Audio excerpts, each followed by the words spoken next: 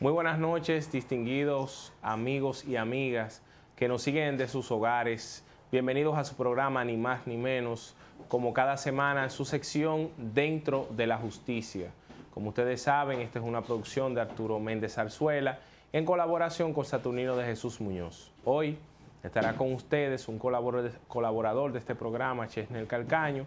Le envía pues saludo afectuoso a todos los amables televidentes, Saturnino de Jesús Muñoz, debido a que no podrá estar la noche de hoy porque tiene compromisos personales y profesionales.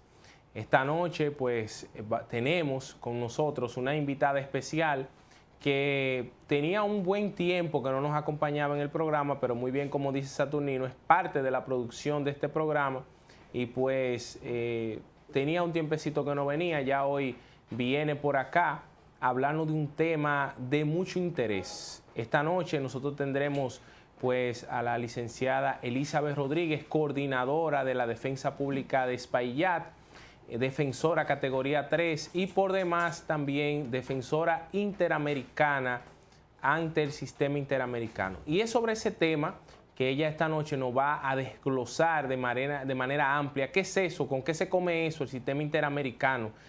¿Quiénes pueden tener acceso? ¿Cuáles son los países que forman parte de eso? ¿Por qué la Defensoría Pública de el país, República Dominicana, forma parte del sistema interamericano? ¿Y cómo se da su participación? Y todas estas informaciones que nosotros vamos a darle, se las vamos a dar luego de una breve pausa comercial. Así que no le cambien.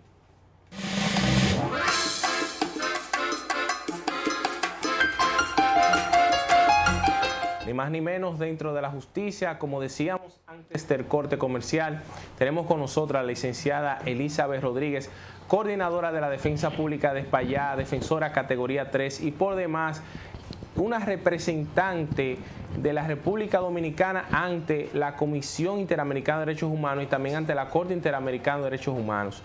Lo primero, Elizabeth, buenas noches y preguntarte, ¿con qué se come eso, la participación de la defensa pública en el sistema interamericano de justicia? Sí, buenas noches. Agradeciendo una vez más pues la apertura que se nos ha dado desde un principio en este programa, en donde podemos llegar hacia la comunidad de Espaillat Moca, donde hemos estado elaborando ya por un espacio de 10 años.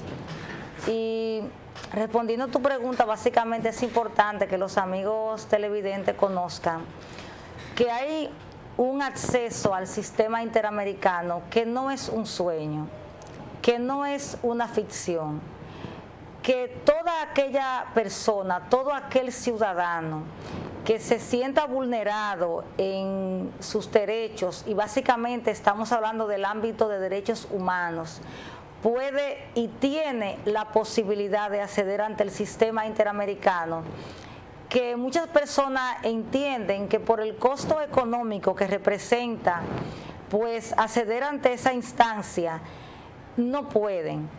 Y yo siempre he dicho, y mis estudiantes muchas veces me dicen, ¿cómo? Y yo les digo, ¿quiénes pueden ser sujetos? Ante una pregunta, ¿quiénes son sujetos de derecho internacional? Y eso se ve como algo inalcanzable. Y mucha gente dice, no, imagínense, tendría que ser una persona con mucho poder económico, tendría que ser una persona que tenga los recursos para poder acceder ante esa instancia de último recurso que puede tener una persona ciudadana. Y yo le digo, pues, déjenme decirle que el chinero que ustedes ven en la esquina es un sujeto de derecho internacional. Y cuando hablamos de acceso al derecho internacional, estamos básicamente ubicándonos en el contexto de que toda persona que le sea vulnerado un derecho humano reconocido es sujeto de derecho internacional y tiene la posibilidad de acceder ante esa instancia. Entonces, ¿cuál es la diferencia en el rol que desempeña el defensor todos los días en los tribunales de la República Dominicana con el rol que desempeñarías tú como defensor interamericana? ¿Cuál es la diferencia en los roles? Ok. Hemos venido aquí a este programa anteriormente y hemos hablado de lo que es la defensa pública, la asistencia legal gratuita que brinda la defensa pública a nivel nacional, en el ámbito de poder defender a una persona, nuestro eslogan, defendemos tus derechos, sujetas por lo pronto a un proceso penal, porque siempre distinguimos que la defensa pública posterior a la Constitución del año 2010, de la última modificación, pues abre un campo hacia lo que es la asistencia legal, y estamos hablando no solo de una asistencia pues penal, estaríamos hablando de una asistencia judicial, y eso implicaría otros campos. Todavía no estamos preparados, pues económicamente hablando, por falta de presupuesto, a nosotros poder extendernos hacia otras áreas. Mientras tanto, estamos asistiendo en el ámbito penal. La diferencia, bueno, debemos irnos un poquito al ámbito de la historia de lo que ha sido la defensa ante el sistema interamericano, que es algo importante que los ciudadanos conozcan. O sea, ya los dominicanos no tienen una defensa pública para asumir los procesos en el ámbito nacional. Estamos hablando de que existe la figura del defensor interamericano a partir de la modificación que hace el reglamento de la Corte, de la Comisión Interamericana, en el año 2008. ¿Por qué la Comisión somete esa modificación? Porque la Comisión, sabemos, y los estudiosos del derecho o los que nos están sintonizando, que saben derecho, la Comisión Interamericana es el órgano encargado dentro del sistema interamericano de presentar básicamente la acusación. Entonces, cuando había una parte víctima en un proceso que no tenía recursos y no tenía la posibilidad de costear un abogado que estuviese acompañándole, pues la comisión asumía la defensa de las víctimas. Entonces teníamos una situación, la comisión asumía una defensa dual, o sea, era parte acusadora y también era parte que asistía a las víctimas. Fíjense en cómo aquí cambia el rol de la defensa pública, porque la defensa pública asiste a la persona imputada, pero ¿qué resulta? Es que cuando se vulneran derechos humanos, derechos fundamentales, el imputado de un proceso ante violaciones de esa índole pasa a ser una víctima ante el sistema interamericano, y la defensa pública se convierte en un defensor de esa víctima ante un Estado que le ha vulnerado sus derechos. Entonces, hay un poquito la diferencia, y quiero acotar que la defensa pública no solo cuenta con una defensa básicamente que recae sobre nuestra persona, sino que hay dos defensoras, somos defensoras porque somos femeninas, gracias a Dios somos femeninas, nuestro género arriba, pues, y casualmente es también defensora pública de Moca, o sea, la persona que salió electa defensora pública por un periodo de 3 años ante el sistema interamericano es la licenciada Marisol García, que también comparte con nosotros en la defensa pública de España Moca, y somos las dos personas que durante 3 años estaremos asumiendo la defensa de las víctimas ante la Corte Interamericana cuando no cuenten con los recursos económicos. Ahora, interesante eso que tú planteas con respecto a los roles, porque tú decías en un momento,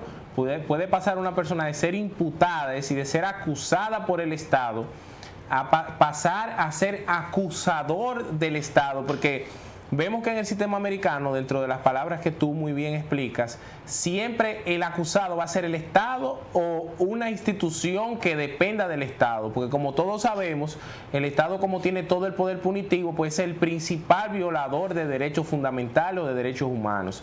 Entonces, me gusta esa parte que tú estableces, de que una persona, por ejemplo, aquella persona que haya sido acusada alegremente por un ministerio público, perseguido alegremente por un policía, que se le haya hecho un proceso penal o que haya tenido un proceso vejatorio donde los tribunales no hayan dado la respuesta que él esperaba desde el punto de vista normativo, porque a veces nos dan una decisión que no nos conviene, a nosotros no nos gusta, pero en este caso, cuando no se ha dado una respuesta pronta, cuando la respuesta no es adecuada ni tutela los derechos, entonces esa persona puede pasar a ser un ente que acuse al Estado, es decir, que le diga al Estado, bueno, tú me vulneraste mi derecho, ahora tú vas a tener que resarcirme a mí, pues de alguna manera, la violación a la cual tú me has sometido. Y es interesante eso también que tú planteas con respecto a la comisión. Ahora, un elemento que yo sé que a mucha gente le llama a cuestionante. Bueno, si la defensa pública no tiene recursos económicos, entonces, ¿cómo participa la defensa pública en el sistema interamericano sabiendo que tener dos defensores que estén disponibles, pues de un momento que tengan que desplazarse? ¿Cómo se maneja esa parte? La parte de los viáticos, la economía, ¿cómo hay una asociación que tiene que ver con eso? ¿Cómo es esa parte que yo sé que mucha gente desconoce? Sí. Evidentemente, nosotros cuando una persona acude a la defensa pública, siempre le preocupa la situación y nos dicen, pero yo tengo que incurrir en algún gasto, yo tengo que asumir algunos viáticos. No, se le dice, usted no tiene que pagar un centavo en defensa pública. De hecho, nosotros no aceptamos, como dicen por ahí, ni una menta. Y en el sistema interamericano también es así. Hay muchas personas que se preguntarán, porque es importante que se sepa también que la Corte Interamericana, aunque tiene su sede en Costa Rica, pues celebra sesiones en otros países. Celebra sesiones en otros países distinto a lo que es la competencia como tal que tiene en Costa Rica. Y mucha gente se dice, bueno, pero ¿dónde se van a celebrar los juicios? ¿Será en República Dominicana? ¿Será en Costa Rica? Pues no. La Corte celebra sesiones incluso muchas veces a raíz de lo que sería la celebración del aniversario de la competencia de la Corte en un país determinado. Por ejemplo, en el 2008 estuvimos en México ante la celebración del 10 aniversario de la competencia de la Corte en México. Pues en México se celebraron vistas respecto a procesos que se estaban llevando ante el sistema, de procesos en contra de Argentina, por ejemplo. Ahí ventilamos un proceso muy interesante en contra de la penitenciaría de Mendoza respecto a una situación que se dio con unos internos en un centro privativo de libertad que murieron una gran parte, y los familiares pues demandaron al Estado de Argentina por la negligencia que existió en ese momento respecto a la seguridad de esos internos recluidos en ese centro privativo de libertad. Y en esa ocasión la Corte celebró audiencias ahí. ¿Qué resulta? Que los testigos de ese proceso y todas las partes envueltas, dígase, los representantes del Estado de Argentina, tuvieron que desplazarse hasta la Ciudad de México. Entonces, como yo decía, el chinero de la esquina que le fue vulnerado un derecho humano, un derecho fundamental, podrá decir, pero ¿cómo yo costeo un ticket aéreo de la persona que me está representando o de los testigos hacia la Ciudad de México o hacia otro país? Pues sencillo. Lo primero es que los defensores públicos acreditados en la República Dominicana, que como ya establecíamos, En esta ocasión, durante 3 años, recae en nuestra persona y en la persona de la licenciada Marisol García, quien funge también en este distrito judicial.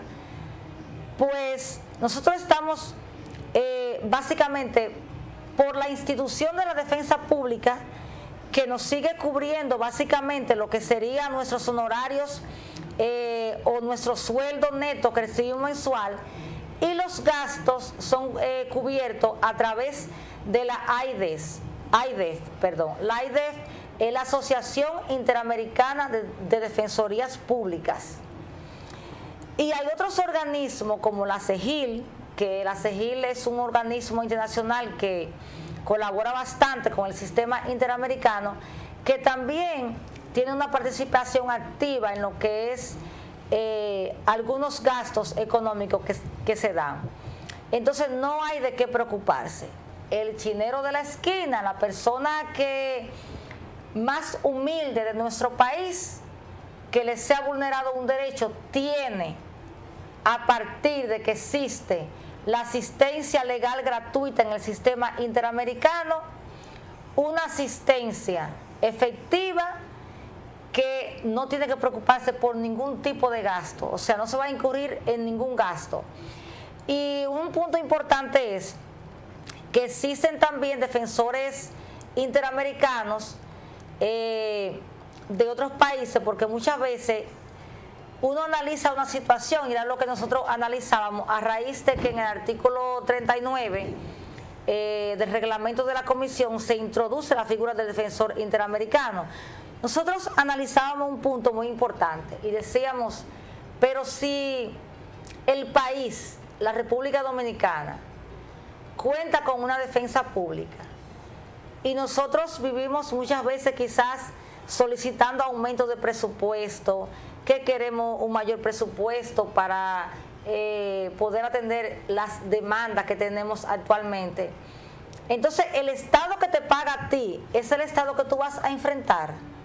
Es el Estado que tú vas ante un sistema interamericano a pedir indemnizaciones.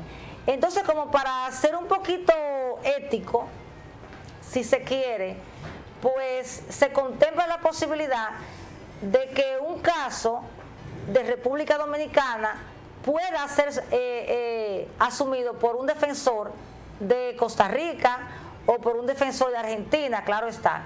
Estamos hablando de defensorías públicas en países de Latinoamérica que están acreditados o que han aceptado básicamente o tienen ratificado la Convención Interamericana y por ende pues la competencia de la Corte Interamericana. Entonces, para ser un poquito cuidadosos, si se quiere, pues se contempla esa posibilidad de que si hay un caso de República Dominicana, pues nosotros no tengamos que enfrentar a la República Dominicana, sino que sea otro defensor de otro país. O sea que es posible que un proceso de República Dominicana no sea asumido básicamente por las defensoras públicas que estamos acreditadas ante la Corte, sino que sea asumido por un defensor de otro país miembro de la AIDEF.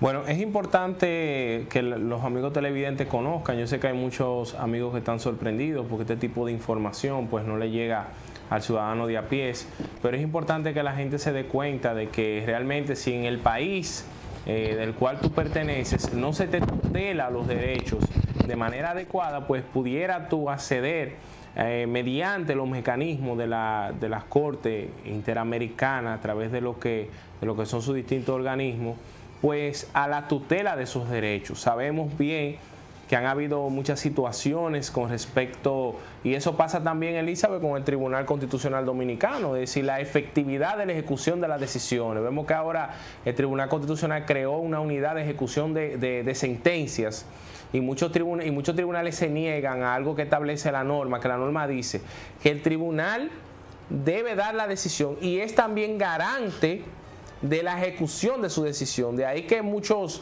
constitucionalistas sacan la interpretación de que pudiera un tribunal que una decisión suya no se esté ejecutando y luego recuerdo que Cristian Cabrera surgió con esa idea de un escrito de solicitud de ejecución de decisión.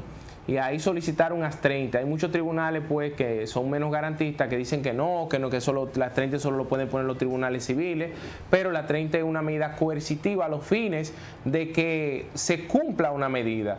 Y cuando se habla de derechos fundamentales, pues yo entiendo que la interpretación en procura de tutela de un derecho siempre es favorable a aquel que está siendo lacerado su derecho. En el caso del sistema interamericano vemos que existen múltiples mecanismos, pero ¿cuáles son esos mecanismos? Bueno, que los países que forman parte del sistema pues aíslen a aquel país que se niega a tutelar derechos fundamentales. Y vemos que ha pasado con Venezuela, por ejemplo, que ha sido ya el país que más sentencias ha tenido en su contra, y pues muchos de los países del sistema interamericano lo han aislado, a pesar de que ahora está pues Venezuela como en un momento que no va ni a un lado ni a otro. Independientemente de todo, pues vamos a ver cómo ese tema se va dando.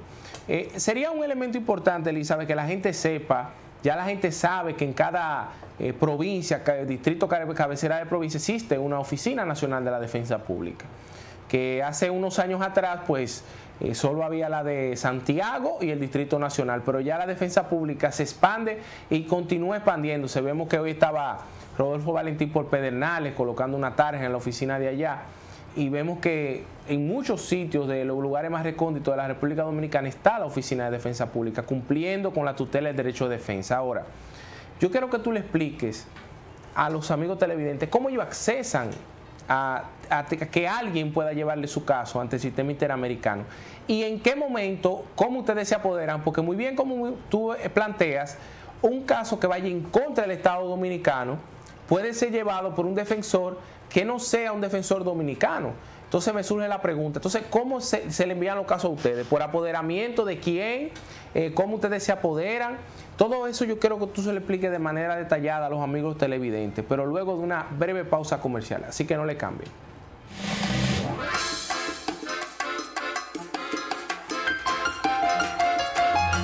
Ni más ni menos dentro de la justicia. Elizabeth, decíamos antes de la pausa, ¿cómo es el mecanismo de acceso de las personas del sistema y cómo pueden llevar los casos a través de ustedes?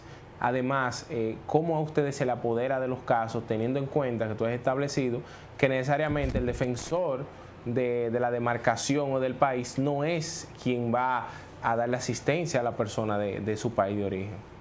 Sí, antes de contestar esa pregunta, nosotros escuchábamos una cuestionante que hacías muy interesante respecto a la situación que se da con la ejecución de las decisiones.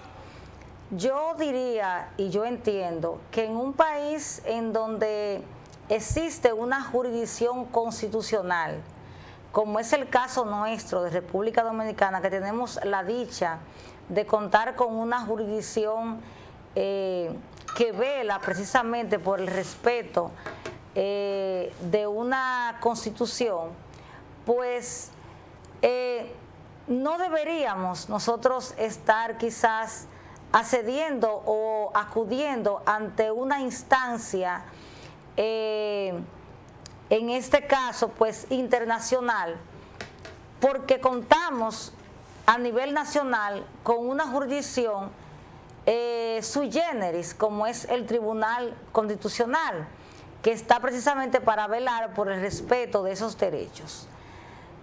Pero, bien, tenemos todavía no solo el acceso ante la Suprema, que es el último recurso, la última instancia, pues tenemos el Tribunal Constitucional, y más allá del Tribunal Constitucional, pues tenemos la Corte Interamericana. Y como bien tú señalabas, estamos creando inclusive mecanismos para la ejecución de las decisiones. Y yo diría que no deberíamos estar nosotros buscando mecanismos para ejecutar decisiones, porque entiendo que eso nos deja muy mal parados, incluso a nivel económico. A nivel económico porque los inversionistas podrían decir, no, pero espera, es que República Dominicana no es un Estado que respeta derechos, no es un Estado que respeta decisiones que en el ámbito primero de lo que es la jurisdicción que tenemos constitucional, con precedentes y de aplicación erga omnes, y por ende las decisiones de la Corte Interamericana, por tener una jerarquía de índole constitucional, pues también se imponen al país, del país que nosotros somos miembros, porque nosotros seguimos siendo miembros de la Corte Interamericana, independientemente de la decisión, que nos vamos a entrar en detalle, porque eso generaría otro programa para discutir eso. Pero respondiendo a tu pregunta, como decíamos, basta con que se violente un derecho humano, un derecho fundamental consagrado en la Constitución y en la Convención Interamericana, y por demás en el pacto que también somos signatarios como país.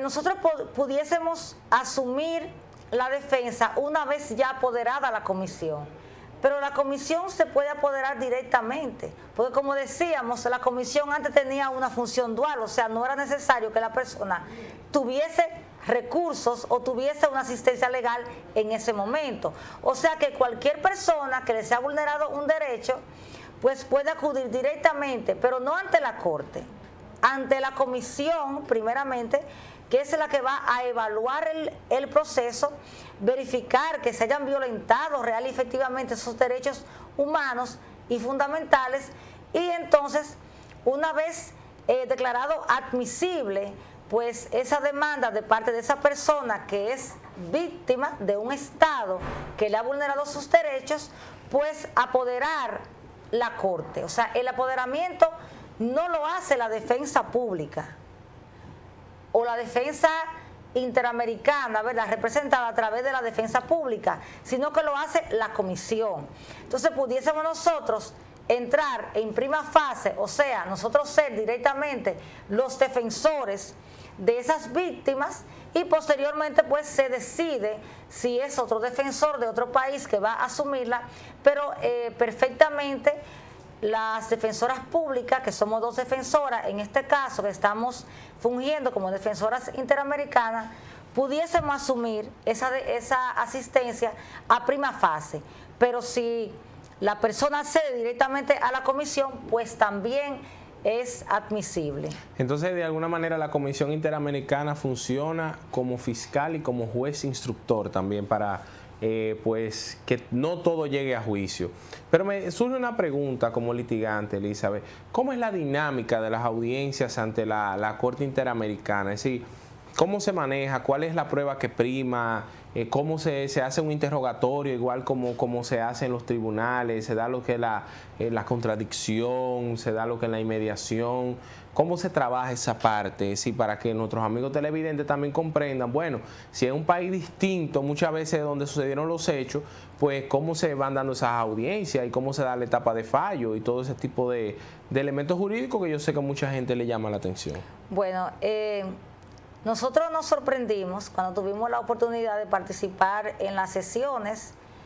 Bueno, las sesiones son los juicios que celebra la Corte, y nosotros veíamos cómo se desarrollaban los juicios. Es muy particular, o sea, no estamos hablando de un juicio penal con todas las situaciones que se dan, y nosotros nos poníamos, nosotros que somos abogados penales litigantes, o sea, estábamos en un estado como de shock y de nervio cuando veíamos, por ejemplo, que se dejaban pasar, por ejemplo, todo tipo de preguntas, todo tipo de situaciones. O sea, se celebra un juicio, se reproducen las pruebas, se escuchan peritos, se escuchan, o sea, personas expertas en el ámbito de lo que queremos probar, testigos, familiares, o sea, un juicio desarrollado como tal. Se escuchan las partes, un tribunal compuesto por 7 jueces, los representantes del Estado, en este caso el Estado demandado, porque siempre el demandado, hay que estar claro, el demandado va a ser el Estado. O sea, es un proceso que pasó, ¿verdad? Puede ser una persona, como decíamos anteriormente, imputada. Una persona imputada, pues vamos a poner un ejemplo. Una persona que le fueron violentados derechos humanos fundamentales en el ámbito de la integridad física, en el ámbito de lo que es el derecho a la vida. O sea, una persona que fue brutalmente golpeada por agentes de la policía. ¿Qué pasa? Que esos miembros de la policía pertenecen al Estado.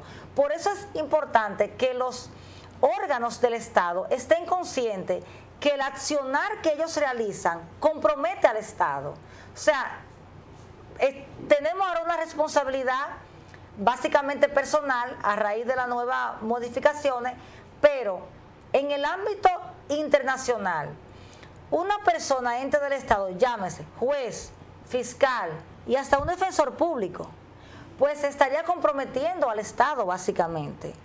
Entonces, por eso es importante que el Estado instruya bien a los diferentes organismos que tiene a cargo de un rol determinado, porque estaría comprometiendo la responsabilidad pecuniaria del Estado. Entonces, una persona fallecida ante una situación de una brutal golpiza, por ejemplo, y que se haya comprobado que esa persona no haya cometido ningún delito y por demás, pues los familiares de esa persona que en un momento fue imputada pueden acceder en contra del Estado. Entonces, ahí viene la situación inversa. Ya no es el imputado, ya son los familiares o muchas veces el propio imputado, por ejemplo, como casos que hemos tenido ante el sistema interamericano de personas que han perdido una pierna, movilidad. O sea, que le ha visto, por ejemplo, hay un caso emblemático de la Corte Interamericana que nosotros nos llama mucho la atención porque es un caso en donde si lo analizamos en la República Dominicana se incurre mucho en esa violación, que es en la violación al proyecto de vida. O sea, la Corte Interamericana desarrolla el criterio del proyecto de vida en el sentido de que una persona que se le haya limitado su derecho a la libertad y que una persona que haya sido, por ejemplo, un estudiante que duró tanto tiempo recluido y que no pudo desarrollar ese proyecto de vida que tenía, quería ser médico, quería proyectarse, quería crecer, entonces se le troncha su proyecto de vida, esa persona puede acceder en contra del Estado. Ese fue el famoso caso de Loaiza Tamayo, conocido ante la Corte Interamericana, y es un concepto que no se conoce mucho, pero el proyecto de vida de una persona, ¿cómo se puede ver limitado? Ante un Estado que actuó con negligencia, podemos acceder. O sea, realmente no hay limitantes. Tenemos un sistema interamericano que espera por cualquier dominicano que se le vulnere un derecho. Es una realidad. También con respecto a eso, el proyecto de vida es importante que la gente sepa que la Corte lo que hace es extrapolar y decir, bueno, está hablando de un muchacho de 17 años que estudiaba medicina o que estaba en proyecto de entrar a la universidad. Vamos a proyectar, si esa persona no hubiera tenido esa deficiencia motora que fue causada por una negligencia estatal. Una negligencia estatal, queridos amables televidentes, que puede ser, por ejemplo, hasta la mala construcción de un puente que haga que ese muchacho tenga un accidente y se le lacere su vida. Porque una de las cosas de este país, por ejemplo, el otro día había una crítica fuerte con respecto al accidente donde fallecieron 5 jóvenes aquí en la comunidad de Ranchito La Vega. Mucha gente hablaba de los padres irresponsables y de los padres que le dan esos carros a esos muchachos sin tener todavía la mayoría de edad, sin tener licencia ni nada. Pero decía un periodista, José La Luz específicamente, decía, oye, no solo los padres, sino el Estado, porque el Estado debe tener la seguridad vial no solo para dar asistencia a las personas, sino para perseguir a esas personas que están a alta velocidad o que de alguna manera, porque imagínate tú que esos muchachos se hubieran adentrado en un nightclub o un sitio de bebida y ¿cuántas personas no hubieran muerto? Entonces también el Estado ahí se vuelve negligente ante la falta de observación en los ciudadanos. Y algo muy interesante que establecer es que cuando un funcionario público incurre en una falta que compromete la responsabilidad civil y patrimonial del Estado, el Estado tiene la posibilidad de repetir en contra de ese ciudadano que es funcionario. Es decir, que su patrimonio personal puede verse comprometido. Y yo entiendo que la ley 107.13 muy bien esboza eso con respecto a la responsabilidad que pueden incurrir los servidores públicos. Elizabeth, importante nosotros saber, y yo creo que es importante que nos hables un poco de la defensa pública en la República Dominicana.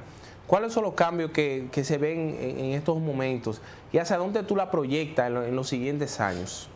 Bueno, nosotros entendemos que la defensa pública ya como una institución que nació a partir del año 2004 con la implementación del Código Procesal Penal, un sistema acusatorio que crea la figura del defensor público, y la defensa pública nace con la ley 277-04. Al inicio todos sabemos que estábamos pues básicamente unidos en el ámbito presupuestario al Poder Judicial.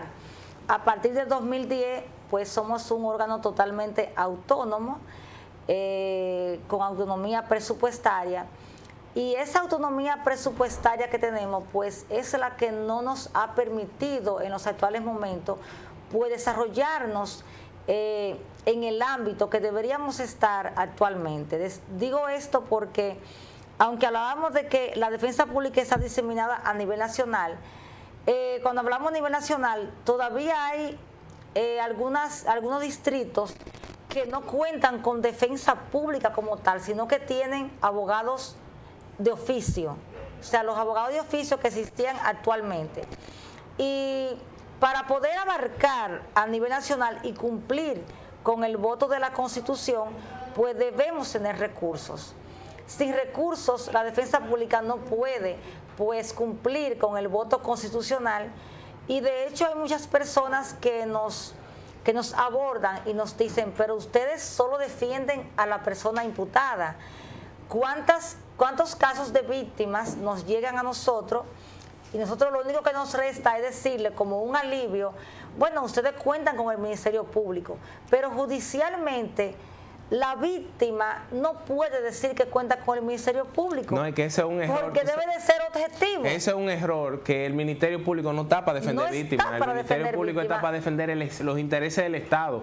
Y es tanto así que muchas veces los intereses personales particulares chocan con los intereses estatales. Por eso el Estado muchas veces tiene un pedimento distinto al pedimento que tenga un querellante. Y por eso muchas veces hay, yo creo que muchos fiscales que incurren en ser, diría yo, poco objetivo y como adentrarse mucho en el amor de la víctima, y olvidan también que al imputado debe buscar pruebas a cargo y a descargo. Por eso a muchos les choca, cuando yo muchas veces lo he establecido, les choca que el Ministerio Público no está para defender víctimas. Es que de hecho no está, porque el estatuto del Ministerio Público los obliga a ser objetivos, y en ese ámbito pues realmente el Ministerio Público no es un defensor de la víctima. Por eso inclusive la comisión quiso apartarse de ese rol.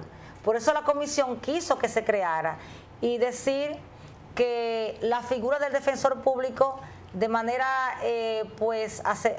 asentada en un plano jurídico está en el artículo 39 del reglamento de la Comisión Interamericana, modificado en el año 2008.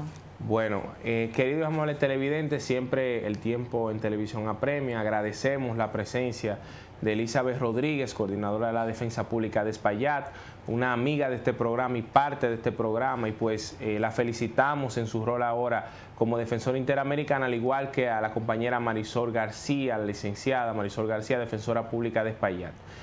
Mañana no se pierdan a las 7 de la noche por este canal, TN Canal 58, a Arturo Méndez y mi persona hablando pues en Ni Más Ni Menos, ya hablando un poco de actualidad política y sobre la realidad social. Así que no se lo pierdan, mañana viernes 20. Muchas gracias y sigan sintonizando a Dalia Sin Rodeos. Muy buenas noches, gracias.